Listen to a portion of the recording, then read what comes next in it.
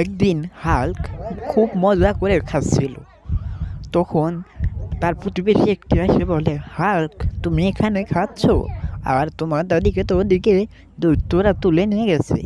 এ কথা শুনে হাল্ক খুব রেগে যায়। তারপর সে কি করবে সে বুঝতে পারছে না। তখন সে একটা বিশাল চিলের পিঠে চলে দৈত্যপুরীর সন্ধানে বেরিয়ে পড়ে। দৈত্যপুরীতে এসে সে দৈত্যদের দেখতে পায়। তখন সে চিলের পিঠ থেকে নেমে দৈত্যদের সাথে লড়াই করতে শুরু করে। এক পর্যায়ে তার শক্তি কমে আসে। বন্ধুরা, তোমরা আমাকে লাইক কমেন্ট সাবস্ক্রাইব করে দাও, যাতে আমার শক্তি ফিরে আসে, আমি যাতে আমার দাদিকে নিয়ে যেতে পারি। তারপর সে তার শক্তি ফিরে আসে এবং তার দাদিকে নিয়ে যায় এবং গ্রামের সবার বাহবা পায়।